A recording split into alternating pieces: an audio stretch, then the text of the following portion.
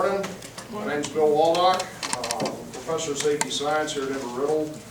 I run the crash laboratory and teach most of our response and accident investigation classes. In case Colonel Peoples didn't tell you, I'm a retired Coast Guard officer. My entire professional career has been response of some sort. So I'm the other side of the safety equation. I get involved when bad stuff happens, and usually people are glad to see me coming. So, as opposed to a lot of the other safety endeavors. We should have some of our monitors down here in the classroom in just a moment. I'll introduce them if they get here in time. They just walk past. Each of you has a site to work, and listen to your monitors. They'll try not to mislead you, but treat it as if it was real. Each of these sites involve a real crash. Each of these sites actually involve real fatalities. Again, treat it as if it was real. We will have some gloves for you, Adolfo. Adolfo is our lab director, and he can keep you straight. They're putting some more stuff in. Come on in if you're going to help. Anyway, so what I thought I'd do for the first day is just give you a very quick little mini tutorial on some of the things pertinent to accident investigation. And then starting tomorrow morning, when you check in, you'll be outside. Adolfo, just meet them right out front here in the parking lot. Take them up, disperse them to their sites, and we'll proceed. I got a question for you, because we do it a little different every year. All right, so Tuesday, are we going to show them their sites or an example site? How do you want to do that? Well, I think what I'd prefer is maybe tomorrow, take them to not their site, because I got the team set up, we can split all that up. So we'll give them an example, Okay. and have, see one, do one. So see one tomorrow, and, 4 corners, this is how we do it, have the, people tell them what's going on. And then on Wednesday, this is their site, and this is what they need to do, what we saw on Tuesday. Okay. If that's okay, because that would also expose each team to different, crashes. Adolfo, okay. Is that okay, sir? Thank you very much. Adolfo, use the bargain. Okay. Okay, that's one of our easier ones. Okay, perfect. Nobody was assigned that one, so. Anyway, hopefully everybody's had a chance to at least look at this field investigation guide. I'm going to cover a couple of points, but not too much detail because it's there for you to read. And hopefully everybody's had a chance to go through your packets of information. Who's doing the They've all gone through your guide. We taught that last year. Okay. I have not given the packets because I haven't assigned the crashes per our conversation just now. Yeah, that's right. So I can do that today. Okay. Whoever gets the helicopter, make sure you look at the safety notices that Robinson puts out. They're attached to the back of the actual investigation. And you want to look at number 11 and number 32. That's a hint. That's a good point. And I have all that copied and ready to give to them. It's just that I didn't know how we're going to orchestrate that this morning. But I'll have it for them. Well, anyway, this is also being put on by the International Society of Air Safety Investigators, and we are the first student chapter. That's the Professional Society for Aircraft Accident Investigation, and we have several of our members in the back of the room. They're the ones who are actually doing this for you. So, anyway, let's take a look at a couple things right first. The 5 W's are basic to any investigation. That's why we're here. That's why we do what we do, is to try to answer those 5 W's. And usually we'll start out with the who. Who's involved?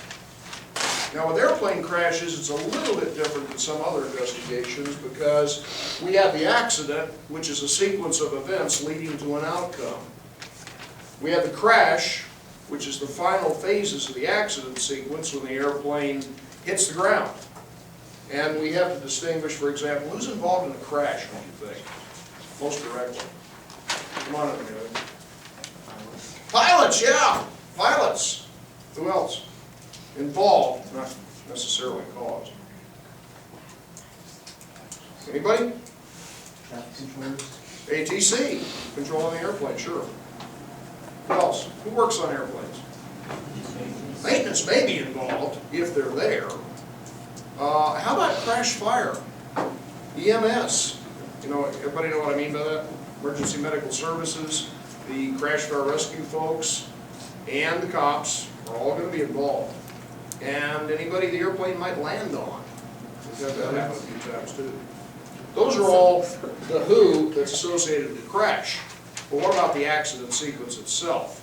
Sometimes we might have to go back 20, 25 years to understand who's involved in the accident sequence. Where it happened, the crash is obvious. What do we have? We got a busted airplane on the ground. So we know pretty well where it happened. What about where things happened with the accident sequence? Again, if we can identify the who, a lot of times we can identify the where. And the when, that falls into place too. When the crash happens, most of the time we've got pretty good information on that. But a lot of times to go back through the accident sequence, which we don't necessarily do for small plane crashes, mostly like what you're going to be working on. But what about a big airline crash? Sometimes we'll have to go back and look at when things happened and how they happened and who did it. And that'll help us understand the accident sequence. What happened could be something as simple as the pilot lost control of the aircraft. How many of you have seen the crash over in Russia the other day, about a week ago? Anybody other than my guys following that? When you get back home tonight, everybody have access to Google? Okay, the master finder of everything on the planet. Well, if you Google fly Dubai, D-U-B-A-I, you'll see one of the mysteries we've got right now that's going on. We had a crash of over in Russia with 62 people on the airplane, killed all of them. It's probably about the most extreme crash you're ever going to see. Airplane is busted into little bitty pieces, but we're starting to get more and more information as things develop. That's what happened. That airplane hit the ground from the looks of it at about a 70 to 75 degree impact angle. That's pretty steep. And it also looked like it was going real fast. So that could be what happened. And the fifth W is why. Why did the crash happen? We know that 80 to 85% of all accidents involve human error. How many of you have heard that before? Okay. It's true. Now, human error, not necessarily just pilot error. I'm a pilot. I've been a pilot for too many years. Pilots make mistakes. Pilots can do some dumb things. But we got a lot of help. So you have to look at everybody up here in the system to understand a lot of times why something happened. Why is almost always associated with pilots. Pilot either does something inappropriate that causes the crash or fails to do something that causes the crash. And either way, that one is the only one that we can actually make recommendations to fix a problem.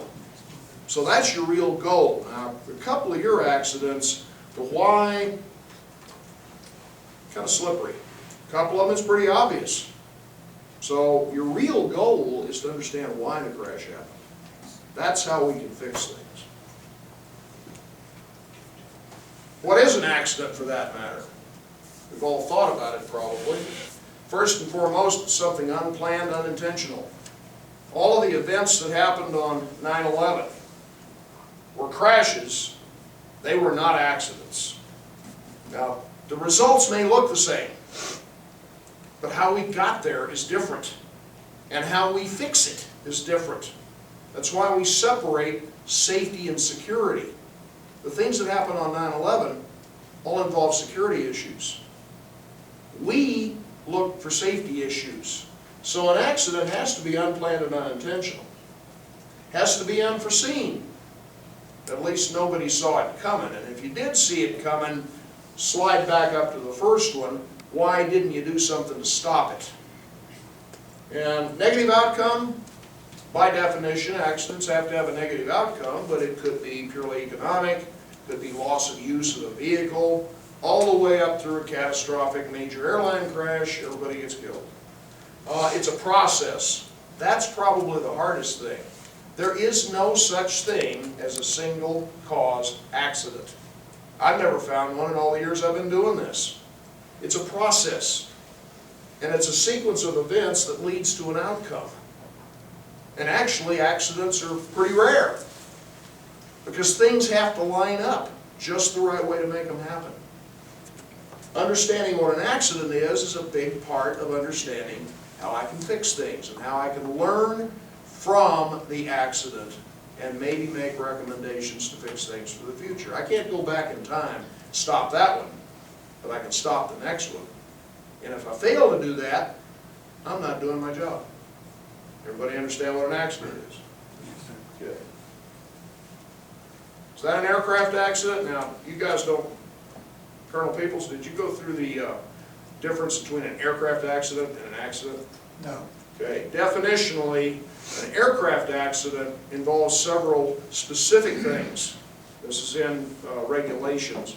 If anybody reads regulations, it's Title 49 CFR Part 830, that's where it is.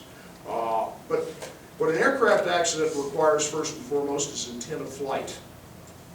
Somebody is intending to fly that airplane. From the time the first person gets on the airplane until the time the last person gets off. That's the clock for an accident. If it happens outside that period of time, it may be an accident, but it's not an aircraft accident. It has to involve certain things. It has to involve either injury, which also has its own definitions, fatality, or by far the greatest group of them are going to be substantial damage. Now that determines who investigates it. In the United States, if it meets the definition of an aircraft accident, the National Transportation Safety Board, who you've probably seen on TV, those folks are responsible for investigating the accident. If it happens outside that period of time, they may still investigate it, but not necessarily as lead investigators or producing a report. Sometimes the Federal Aviation Administration will.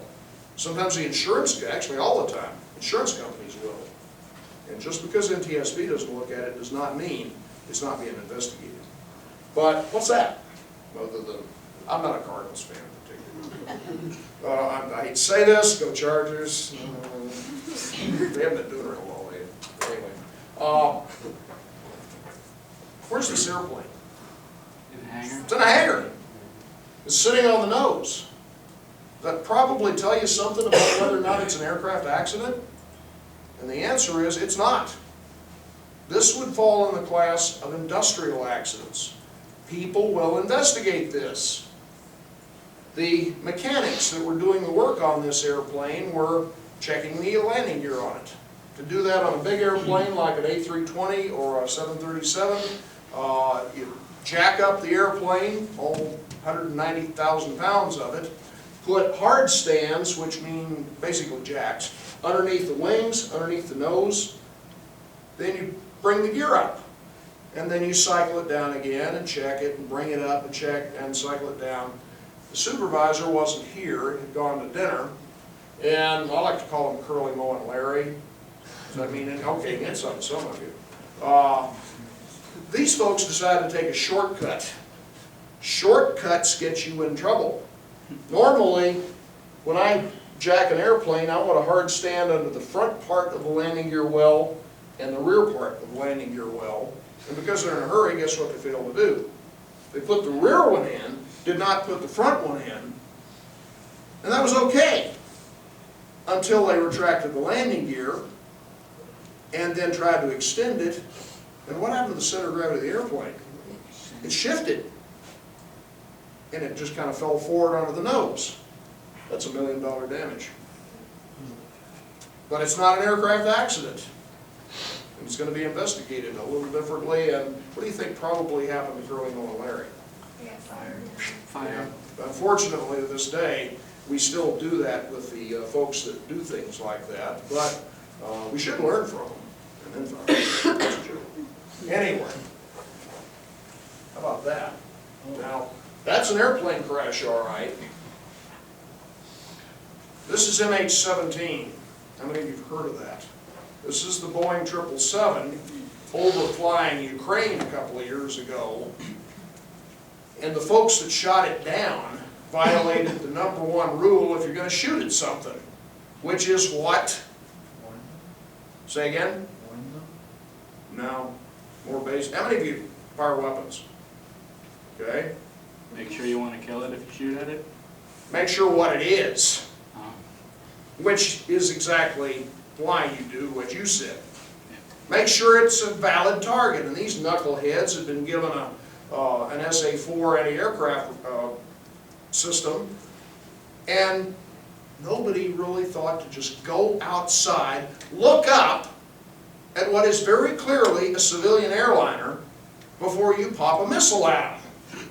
And they shot him down. The leader of the group actually posted on his Facebook page that they had just shot down a Ukrainian cargo airplane. They shot down a Malaysian airliner. Now, the Russians treat things like that a little bit differently. What do you think happened to that guy? Siberia. Say again? Siberia. And worse. Usually it was something like this. Anyway, that's not an accident. That's an intentional act. We still have it. What do you know about that? Say again? Well, it'll teach you not to do it twice. This is an accident or a crash that we're still not 100% sure of. This was an MD-82 flying at low altitude over Mali, which is a country in Africa that's a hotbed for terrorist activity. We suspect it's an intentional act. We're not sure. So sometimes it takes us a little time. Real quick, multilinear event sequences. I'm going to throw something on the board.